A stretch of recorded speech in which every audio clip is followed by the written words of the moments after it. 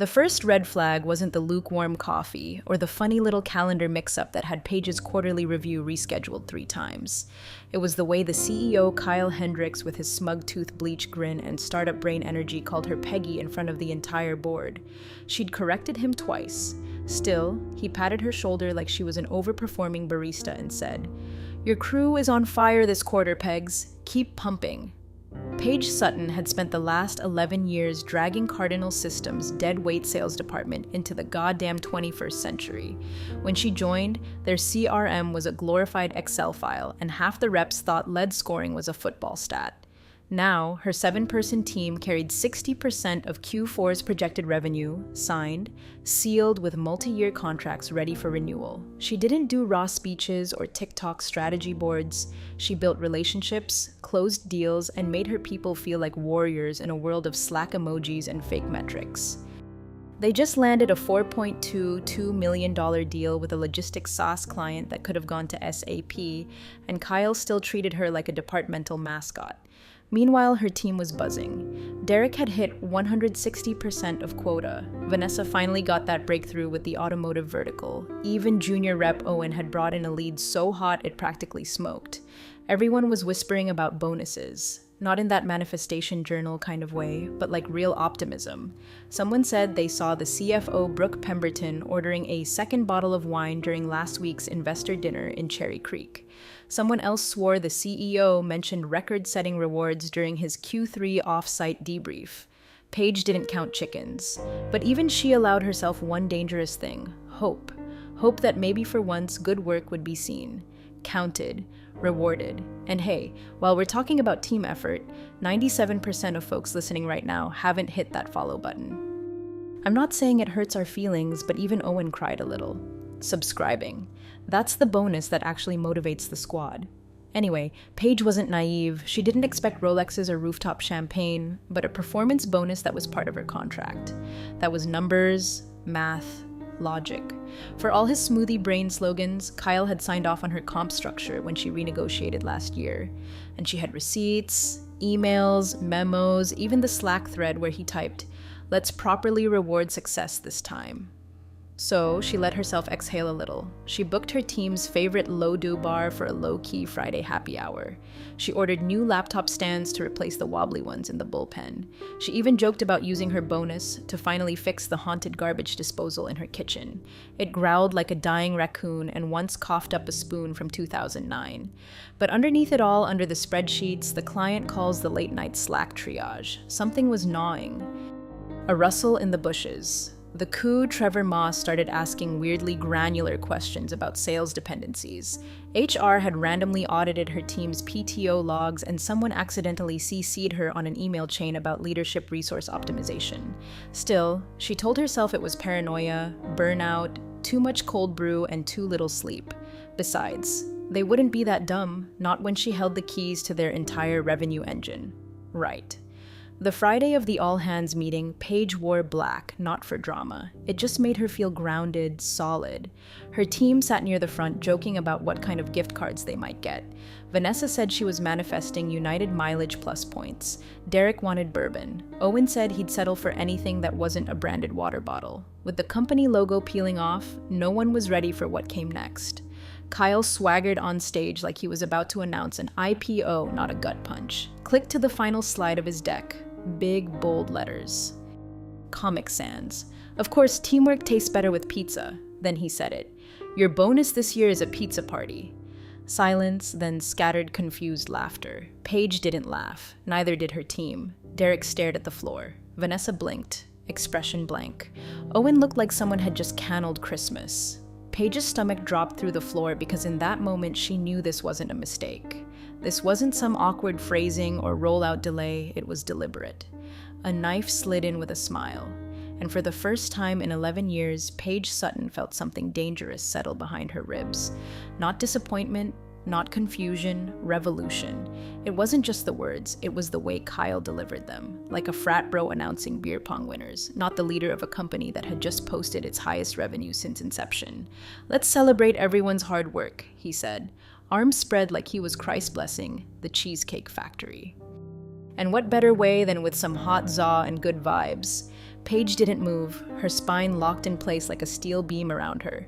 Forced chuckles echoed those hollow, instinctive office laughs that happen when no one wants to be the first one to call. Vanessa leaned over, whispering, "Is this a joke?" Paige didn't answer. On stage, Kyle was still going.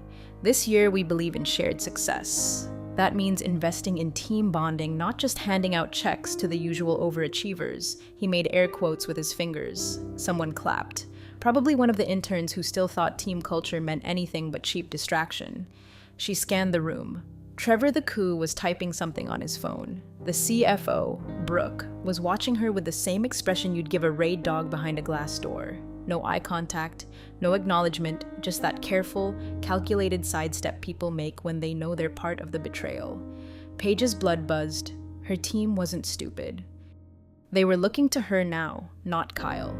Derek had his jaw clenched so tight she could see the vein in his temple. Owen had slumped in his seat like his whole posture had deflated.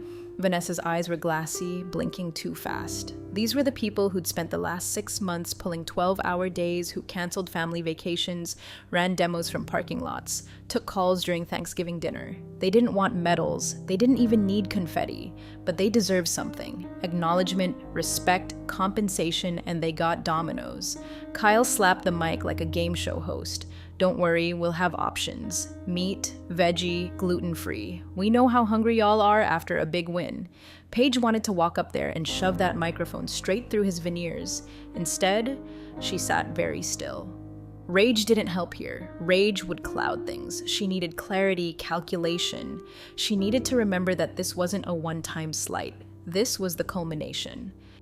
The red flags had been flapping for months. Ignored performance reviews, withheld commission breakdowns, budget approvals that mysteriously got stuck in legal. She told herself to be patient, to be a team player. Now she realized they'd been preparing for this soft sabotage, downplay the wins, muddy the numbers, cut her off at the knees without ever saying her name. Kyle had just made it official. He even tried to add flair like this was all part of some master plan. "And hey," he said with a wink, "pizza's better than inflation-busted gift cards, right?"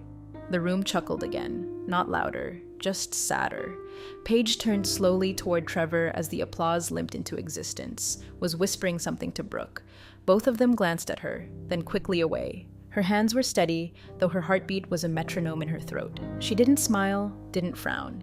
She just memorized their faces like she was taking mental screenshots for evidence. The meeting rolled on. Department updates, bad graphs, hollow talk of synergy. Paige's team didn't take notes. Neither did she.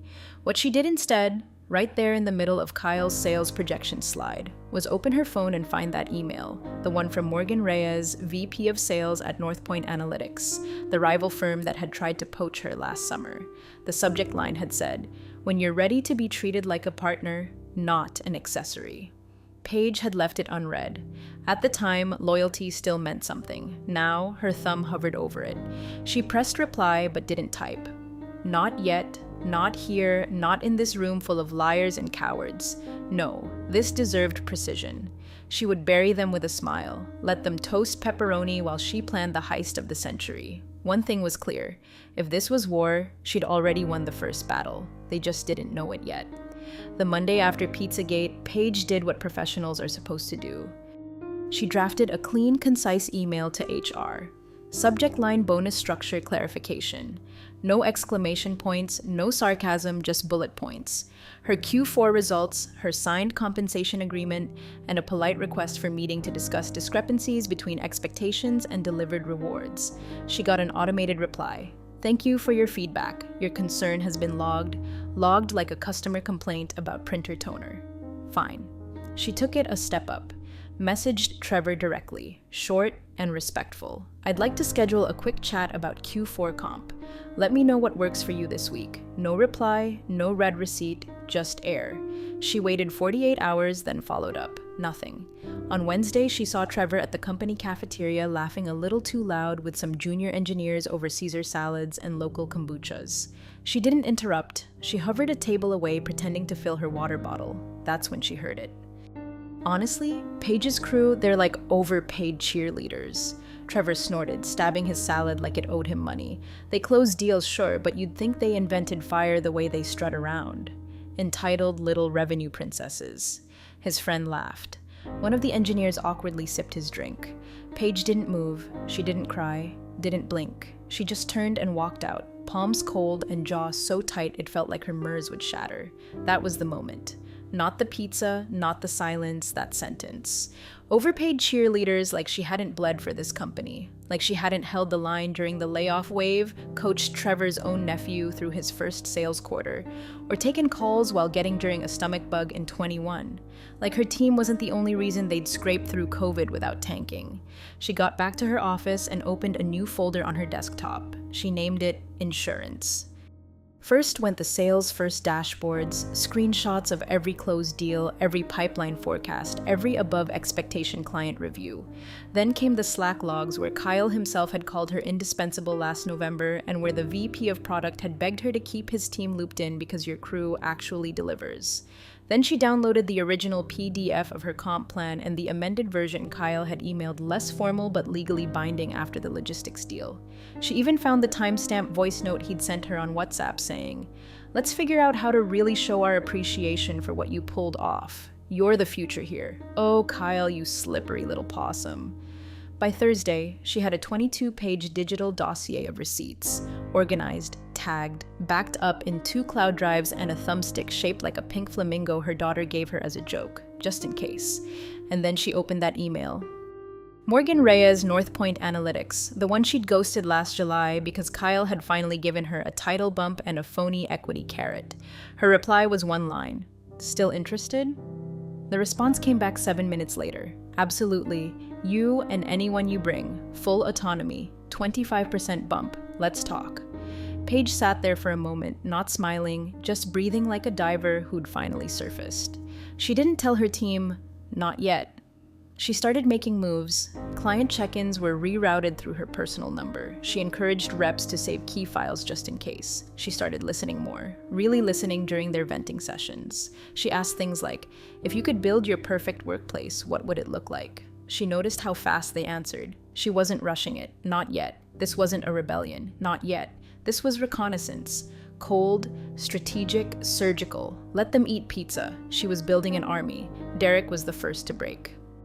They were debriefing a client pitch that should have been a win. It had all the right numbers, the right fit, even that weird little shared Slack emoji rapport. And yet, the deal went cold. Paige knew why the client had sensed the rot. Something in the air, the way HQ suddenly looped in a clueless strategic partner to handle post-close support.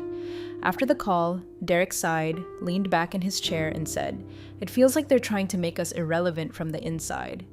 Vanessa didn't disagree. They keep changing comp structures, burying the updates in policy links.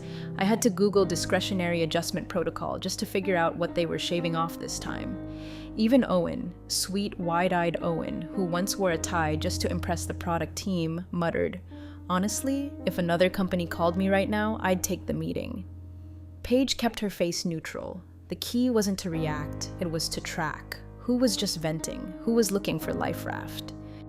When she got home that night, she didn't turn on the lights, just sat in the kitchen nursing cold leftovers straight from the Tupperware. Her husband Elliot walked in, kissed her on the forehead, and said, "You've been staring at the microwave clock for 10 minutes. She told him everything, not the plan, not yet, just what had happened. The pizza, the silence, Trevor's cheerleader line, the HR void, the shadow dimming of her team's numbers. The fact that when she tried to check her Q4 bonus projection in the internal system, it redirected her to a 4004 page. Elliot listened quiet like he always had. Then he said, "Paige, are you sure this isn't just burnout talking?" She didn't blink. "I'm sure they want me gone. They're just trying to make me pull the trigger so they don't have to." He rubbed the back of his neck. "So what? You're thinking of walking?" She nodded. "Not just me that got a pause." "Okay," he said carefully. "Then you better do it clean, not petty, not reactive, surgical." Paige reached into her laptop bag and pulled out a yellow legal pad, the kind with her looping, ruthless notes on it. 5 columns: legal, clients, comms, team timing. She tapped the 3rd column, already moved client touch points to my phone. "You're used to hearing from me, not Trevor." He couldn't close a window without triggering a fire drill. Then legal. She'd reviewed her contract twice, plus had her cousin's husband, an actual employment lawyer in Chicago, take a look. The non-compete clause was there, but toothless. Only covered active clients and only for 90 days. And she already had it in writing that her team technically reported to her, not the company's centralized sales ops. Next, she opened her LinkedIn, quietly updated her job title to open to new strategic growth roles. No flashy announcement, just a signal. Within 24 hours, she got 4 recruiter DMs and a coffee invite from a former colleague who now ran sales at a fintech unicorn. Still, she didn't jump, she tested. She casually asked Derek if he still had a copy of the new client onboarding playbook, just in case it got deleted from the shared drive. He had 5 backups. She mentioned to Vanessa that some companies were offering flexible quotas and profit sharing. Vanessa responded, "Profit sharing must be nice to work somewhere with shame." Owen got a test, too. Paige asked if he'd ever considered relocating. Purely hypothetical, he said only if I got to follow a manager who actually gave a damn. Loyalty, loyalty, loyalty. It was there. The only wild card was her team's risk tolerance. They were competent, hungry, they had mortgages, student loans. Owen's dad was going through chemo. Vanessa supported her younger sister through college. Derek had twins. Paige knew she couldn't lead them into Free Fef Fall, so she started building a landing strip. North Point Analytics was all in. Morgan Reyes scheduled a quiet call with HR and legal. They could take all 7 reps effective immediately with comp bumps across the board and a signing bonus. Remote first autonomy guaranteed, but only if Paige gave the word. She didn't, not yet. Instead, she built the blueprint for the mass resignation. Each letter templated but personal with staggered send times. She drafted client transition emails that would fire off 30 minutes after the announcement. The final piece? Timing. She scrolled through her inbox past Trevor's latest team alignment drill until she found it. All hands meeting Friday, 10 a.m. Let's celebrate our Q4 wins. Perfect. She smiled for the first time in weeks. Not big, just enough to taste the revenge. Let them plan their little pizza party. She was staging a walkout that would leave scorch marks on their Q1 forecast. The HR response came at 7:13 a.m. on a Tuesday, tucked between a Motivation Monday newsletter and a company-wide invitation to sign up for Wellness Goat Yoga. Subject: Re-bonus structure clarification message. Hi Paige, thanks again for your inquiry. After reviewing the Q4 performance and comp policies, we've determined that all payouts align with our internal equity guidelines. Let us know if you'd like a refresher on how discretionary metrics are applied. Best Chelsea discretionary metrics. That was corporate for because we said so. Paige stared at the email while stirring her black coffee, the spoon clinking against the mug like a warning bell. Equity guidelines. Her team had overperformed by every measurable standard. They had metrics that would make HubSpot weep. There was no gray area, unless of course they were creating one. Later that same day, Trevor's name lit up in her inbox. The subject line made her teeth grind. Quick note, re-team collaboration. She opened it. Paige just wanted to offer support as we evolve into the next phase of team synergy. With that in mind, we've asked Spencer from the BizDev Pod to shadow you for a few weeks, help out with transition strategy, knowledge, share, that sort of thing. Totally normal stuff. Let us know if you need anything.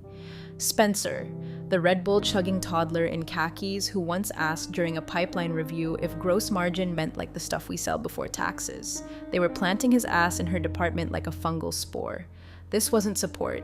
This was a soft demotion wrapped in team-building glitter. Paige didn't reply. She forwarded the email to her private Gmail, then deleted it from her work inbox and cleared her trash folder. Her eyes didn't twitch. Her jaw didn't clench. She was past fury. Cold now, cold as dry ice. That night, she got a text from an unknown number. Check your comp sheet. You didn't get what you earned. Then a follow-up clerical recalibration. Ask Brooke. No name. The tip was legit.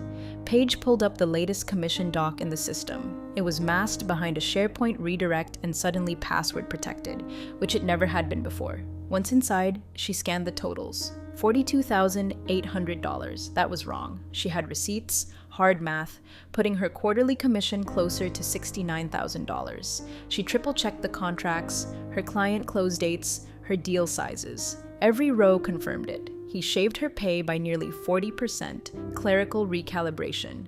She imagined Trevor saying it out loud with that weasel smirk like it was a spell that absolved him of theft. They weren't just trying to demoralize her, they were trying to erase her. And still, Paige didn't react, didn't scream, didn't forward the doc to her team in a fit of rage. She started coaching them instead. During one-ones, she began weaving in what-ifs if the company structure shifted. What would you need in a manager to stay effective? When you think about your future here, what makes you feel secure? If we had to rebuild this department from scratch, what would we do differently? She pretended it was team building, career development, alignment, but it was survival training. They didn't even realize she was quietly rehearsing for the fall. Derek mentioned he'd started backing up client contacts on his personal drive just in case. Vanessa asked how she should word her resume's value metrics if hypothetically someone ever poached us. Even Owen, bless his hopeful little heart, said, "If anything ever happens to this place, I want to land where you land, Paige." Her chest tightened for half a second. Then she nodded once. Businesslike. Good instincts. She knew she was asking them to stand on the edge of the cliff, but she wouldn't push until she could build them a bridge. Paige stayed late every night that week. Lights off, hoodie up, glowing screen, preparing final comms, HR-safe documentation, a full exit roadmap. She even press-scheduled emails to be sent at 10:07 a.m. Friday, 7 minutes after she'd take the stage at the all-hands. Customer transition templates, vendor alerts, legal confirmations, ND. As for those who'd asked for them. She even had custom resignation letters pre-filled with each team member's name and finalized start dates at North Point pending their final go-ahead. Everything ready, everything lined up. Her hands didn't shake. Not anymore.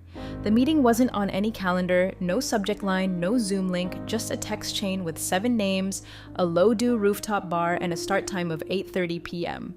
Late enough to dodge any team syncs or suspicious Slack pings. Paige got there early, ordered 7 local brews and 1 ginger ale for Owen, then chose the corner booth facing the door. Cold wind, neon hum, quiet jazz bleeding from the bar speakers. Her laptop bag stayed zipped shut at her feet, bulging with printouts, data, and the final proof they'd all been asking for in silence. One by one, her team filtered in. Derek first, always early, always tired. Then Vanessa, dragging a tote full of paperwork she never trusted to the cloud. Owen, nervous smile, hiding that he'd probably triple-checked his GPS route. Then Aaron, Nathan, Garrett, and finally Sloan, the team's chaos gremlin, late on purpose to make an entrance, eyeliner so sharp it could file HR complaints. They made small talk, laughed, ordered fries, and then Paige said quietly, "This is off the record. You can leave at any time, but I need to show you something." 7 phones went face down. She started with the bonus theft, the commission recalibration, the planted junior manager, the gaslighting email thread, the insult, the cheerleader comment. She played it back from her phone, audio fuzzy but undeniable. Trevor's voice, his venom served cold. Then came the numbers. She pulled out the comp doc and laid it on the table highlighted in yellow and red. Circled in ballpoint, $69,150 earned, $42,800 paid. "They're pocketing your work," she said. "They're stealing from me from all of us." Then came the offer. North Point Analytics, full buyout of her entire team, salary bumps, signing bonuses, client territory preserved, remote first. No Trevor, no Kyle, no pizza parties. Silence. Then Derek said, "What do you need from us?" She blinked. "Your trust." "Done," said Vanessa. "They made their decision. Now we make ours." Aaron nodded. "I don't need to think about it. They took my maternity deal off the table and said it was a capacity issue. I'm done." Sloan smirked. "Tell me where and when. I already stole my chair from the office. It's in my trunk." One by one, each said yes. No hesitation, no deals, no ultimatums, just yes. They toasted with cheap beer and crinkle-cut fries like it was the last supper before a heist. When she got home that night, Paige didn't cry, didn't even sit down. She walked straight to her desk, opened her laptop, and typed out her resignation. Short, surgical, indisputable. Subject: my resignation effective immediately. Kyle, this email serves as my formal resignation from my role as sales director. Effective Friday at 10:05 a.m. Please forward all future correspondence to my personal email as my work account will be deactivated by then. Sincerely, Paige Sutton. She saved it as a draft. Then, using her private emailer, she set it to auto-send mid-me precisely 5 minutes after Kyle's opening speech would end and 5 seconds before her 5-minute Q4 celebration remarks were scheduled to begin. She added no flourish, no attachments, no rage, just the bullet. The aim would be taken care of live in front of everyone. She closed her laptop, breathed in, and smiled, not because it was over, but because it was ready. Paige rehearsed in her garage, not in front of a mirror, not in her office, in her goddamn garage, wedged between her daughter's tricycle and a box of expired holiday decorations, because it was the only place in the house that felt as cold and quiet as she needed to be. She stood beneath a single bulb, holding a dry erase marker like it was a courtroom clicker, and said it over and over. I want to start by thanking the people who made Q4 possible. Pause. Pivot / But gratitude without integrity is just lipstick on a lie. Each time she trimmed a word, shifted an inflection, cut every syllable until it landed like broken glass in a velvet glove. She didn't want to sound angry. Anger was easy to dismiss. She wanted to sound inevitable, like a truth they'd always known finally spoken aloud. Her lawyer reviewed everything. Her resignation, the team's offers, the non-compete carve-outs, the data backups, the email logs. Clean, legal, surgical. Her favorite phrase was his final reply. No liability, just noise. She liked that noise. Let them scream. Behind the scenes, she assembled the final payload. Every component lined up in perfect, brutal sequence. First, the transition docs polished, comprehensive. Each client mapped out with points of contact, renewal dates, open tickets, and warm intros already drafted. She left nothing sloppy, no burning bridges, no bitter sarcasm. Every document dripped with unsettling professionalism, so clean it would sting, like a breakup text from someone who clearly already moved on. Next, the customer emails per written in her personal CRM set to send 30 minutes after her announcement. Each one warm, confident, phrased as a new opportunity, not a departure. Clients wouldn't panic. They'd pivot, follow her because she'd already spoken to every key one. All verbal, no trails, knew where she was headed. They were waiting. And then the resignation letters, her teams customized with effective dates pre-reviewed by North Point Legal. Timed, sequenced. First one fires 5 minutes after she leaves the podium. The next 6 follow in 3-minute intervals like dominoes, like thunderclaps, like a goddamn symphony. Each letter just as concise and ruthless as hers, effective immediately. Future correspondence may be directed to my private email. Thank you for the opportunity. No explanation, just exodus. She even packed up her office the night before the meeting. Late at night, elevator music humming in the background like an oblivious lullaby. A few framed photos, her external hard drive, the pink flamingo thumbstick, her notepad. Left the company's shoed laptop on the desk. Wiped clean. Posted on the screen. Logged out. Good luck. Friday morning. She dressed deliberately. Not flashy. Just sharp. Tailored navy blazer, black blouse, clean slacks, no jewelry, no flair, just presence. Elliot watched her from the kitchen. You're calm, he said. She nodded because it's done. She drove herself, parked in her usual spot. Walked in like it was any other Friday. No one noticed the difference. Not yet. 9:56 a.m. Kyle took the stage, radiating smug like cologne, cracking a joke about last quarter's record revenue and how sometimes success is the best kind of surprise. Paige's phone vibrated in her pocket. Scheduled email sent 10:05 a.m. sharp. Her resignation had landed. She waited, let him finish his empty monologue, listened to the clapping that followed, hollow and practiced. Then he said, "Let's hear from the woman who made it happen, Paige Sutton." Everybody applause. She stood, walked to the front, picked up the mic. Her 5 minutes began and the company's future ended. Kyle thought he was handing her a mic. In reality, he was handing her the match. The all hands was live streamed, of course, because nothing screams authentic leadership like watching your CEO pace around on Zoom while humble bragging about navigating rough waters. Kyle stood in front of the slide deck like he'd won an Oscar for best spreadsheet, wearing a button down too tight for his chest and a smirk that belonged on a mugshot. Biggest Q4 in company history, he announced. Fake modesty dripping off each word. Record renewals, new verticals, and we did it together as a family. No one person gets the credit. This is a group win, a shared win. He tapped the screen. The next slide, a cartoon pizza wearing sunglasses. Laughter, nervous, scattered. Let's remember Kyle chuckled. Revenue feeds the company. Culture feeds the soul. Then he winked. Speaking of soul, here's someone who's been instrumental to our growth. Paige Sutton, why don't you come up and say a few words about what teamwork means to you? Cue the claps, polite, hesitant. She rose slowly, smoothed the front of her blazer, and walked to the front like a soldier approaching a ceasefire table she knew wouldn't last 5 minutes. Took the mic, nodded once to the room, once to the camera, then began. I want to start, she said, calm and composed by thanking my team. Not for their performance, though it was extraordinary, but for their integrity. They worked nights, they worked weekends, they hit every goal this company put in front of them. And they did it without cutting corners, without complaining, and without ever demanding more than what they earned. You could feel the air change, the shift, the silence had weight now, she continued. But recently, Paige said, voice unshaken, I've come to realize that integrity isn't always a two-way street, that sometimes the people cashing the checks don't respect the ones writing them. That loyalty, when not reciprocated, becomes just another word for leverage. Kyle's smile was frozen now. CFO Brooke was suddenly very interested in her phone. So Paige said, looking out across the sea of familiar faces, effective immediately, I'm resigning from my role as sales director.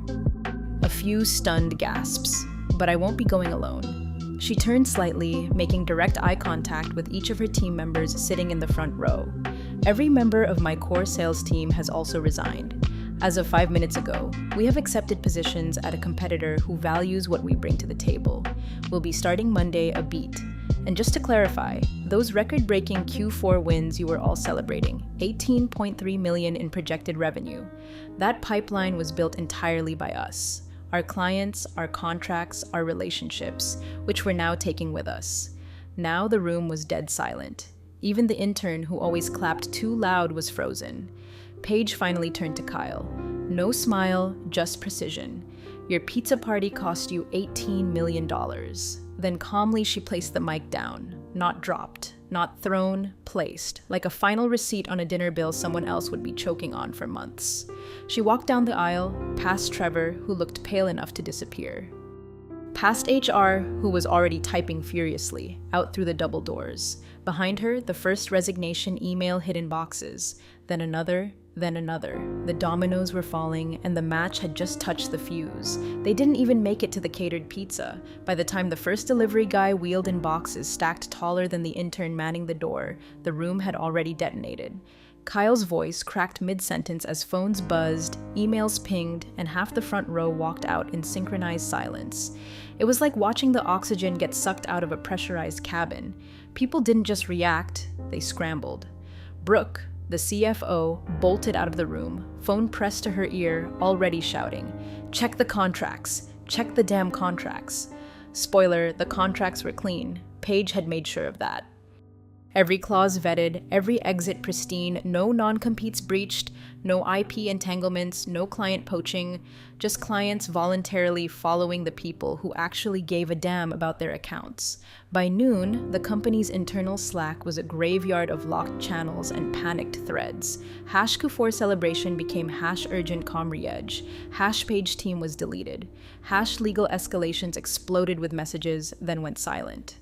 HR sent out a tone-deaf message at 1:17 p.m. We are aware of the departures and are working on exciting internal growth opportunities. By 1:30 p.m., 5 more employees had quit voluntarily. People from adjacent departments quietly inspired by what they just witnessed.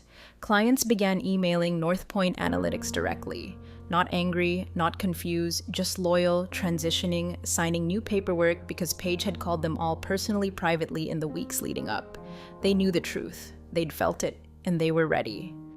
At 4:05 p.m., the board called an emergency meeting. Kyle tried to spin it, blamed poor communication, said they could rebuild, said Paige's theatrics wouldn't age well. The chairwoman raised a hand mid-sentence. "Where's Trevor?" No one answered. By 6 p.m., the COO had been transitioned out. By Monday, Paige's former department was functionally dead. 7 empty desks, 1 burnt-out printer still blinking with a paper jam from 2022.